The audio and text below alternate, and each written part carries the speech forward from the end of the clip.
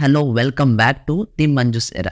ಒಬ್ಬ ಸೆಲೆಬ್ರಿಟಿಯ ಬರ್ಡೇ ಅಂದಿದ ತಕ್ಷಣ ಅಲ್ಲಿ ಅವರ ಮುಂದಿನ ಪ್ರಾಜೆಕ್ಟ್ಗಳ ಅಪ್ಡೇಟ್ಗಳು ಬಂದೇ ಬರುತ್ತೆ. ಅದಕ್ಕೋಸ್ಕರ ಅಂತಾನೆ ಅವರ ಅಭಿಮಾನಿಗಳು ಕೂಡ ಕಾಯ್ಕೊಂಡು ಕೂತಿರ್ತಾರೆ. ಸೊ ಇಲ್ಲಿ ಆಗಿರೋ ವಿಷಯ ಕೂಡ ಅಷ್ಟೇ.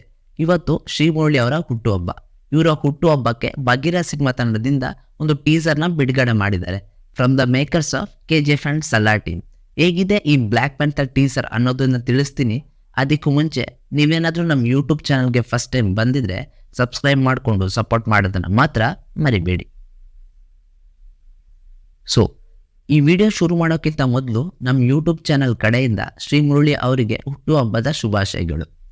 ಬಗೀರ ಒಂಬಳೆ ಫಿಲ್ಮ್ಸ್ ಅವರು ಪ್ರೊಡ್ಯೂಸ್ ಮಾಡಿ ನಮ್ಮ ಸಲಾರ್ ಅಂಡ್ KGFನ ಡೈರೆಕ್ಟರ್ ಪ್ರಶಾಂತ್ ನೀಲ್ ಅವರು ಕಥೆನ ಬರೆದು ಸೂರಿ ಅವರು ಡೈರೆಕ್ಷನ್ ಮಾಡಿರುವಂಥ ಸಿನಿಮಾ ಬಗೀರ.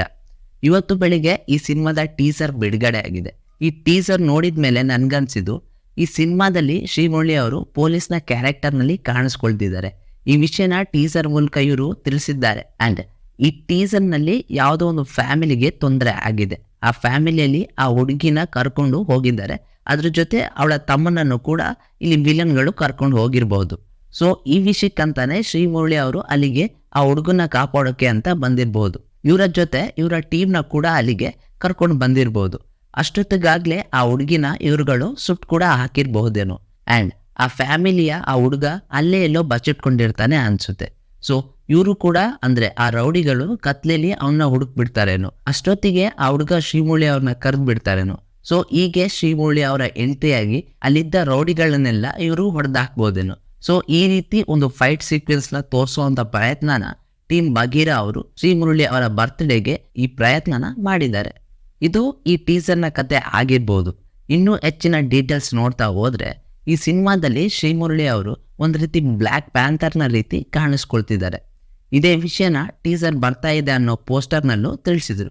ಜೊತೆಗೆ ಇವರೇ ಒಂದು ಟ್ಯಾಗ್ಲೈನ್ನ ಕೂಡ ತೋರಿಸುವಂಥ ಪ್ರಯತ್ನನ ಮಾಡಿದ್ದಾರೆ. ಅಂದರೆ when society become a jungle, ಅಂದರೆ ಯಾವಾಗ ಈ ಸಮಾಜ ಕಾಡಾಗುತ್ತೋ ಅನ್ನೋ ಒಂದು ವಿಷಯನ ತಿಳಿಸಿದಾಗ ಇದ್ರ ಮೂಲಕ ಗೊತ್ತಾಗೋದೇನಂದ್ರೆ ಈ ಸಿನಿಮಾದಲ್ಲಿ ಒಂದು ಕ್ರೈಮ್ ಸ್ಟೋರಿ ಇದ್ರೂ ಕೂಡ ಇರಬಹುದು. ಜೊತೆಗೆ ಇಲ್ಲೊಂದು ತುಂಬಾ ಜನ ವಿಲನ್ಗಳು ಇದ್ದಾರೆ ಅನ್ನೋ ಒಂದು ವಿಷಯನ ಡೈರೆಕ್ಟರ್ ತಿಳಿಸ್ತಾ ಇದ್ದಾರೆ.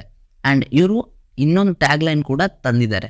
ಇದನ್ನ ನೋಡಿದ್ಮೇಲೆ ನನ್ಗನ್ಸಿದ್ದು ಆ ಹುಡುಗಿಯ ನ್ಯಾಯಕ್ಕಾಗಿ ಅಲ್ಲಿ ಶ್ರೀಮುರಳಿ ಅವರು ಮಾತ್ರ ಓಡಾಡ್ತಿದ್ದಾರೆ, ಬೇರೆ ಎಲ್ಲರೂ ಈ ವಿಷಯನ ಮುಚ್ಚಾಕೋಕೆ ಓಡಾಡ್ತಿದ್ದಾರೆ ಅಂತ ತಿಳಿದು ಬರ್ತಾ ಇದೆ. ಸೊ ಕತೆ ಏನಾಗಿರಬಹುದು ಪ್ರಶಾಂತ್ ನೀಲ್ ಅವ್ರದ್ದು. ಈ ಸಾರಿ ಪ್ರಶಾಂತ್ ನೀಲ್ ಅವರು ಮುರಳಿ ಅವರಿಗೆ ಯಾವ ಕಥೆನ ತಂದಿರ್ತಾರೆ ಅನ್ನೋದನ್ನ ನಾವು ಟ್ರೈಲರ್ ಬರೋವರೆಗೂ ಕಾದು ನೋಡಬೇಕಾಗುತ್ತೆ. ಹೋಪ್ಫುಲಿ ಈ ವಿಡಿಯೋ ನಿಮಗೆ ಇಷ್ಟ ಆಗಿದೆ ಅಂದ್ಕೊಳ್ತೀನಿ. ವಿಡಿಯೋ ಇಷ್ಟ ಆಗಿದ್ರೆ ಮಾತ್ರ ಲೈಕ್ ಮಾಡಿ, ಸಬ್ಸ್ಕ್ರೈಬ್ ಮಾಡಿಕೊಂಡು ಸಪೋರ್ಟ್ ಮಾಡಿ. ನಿಮ್ಮ ಕನ್ನಡಿಗ. Thank you for watching. ಮತ್ತೆ ಸಿಗೋಣ.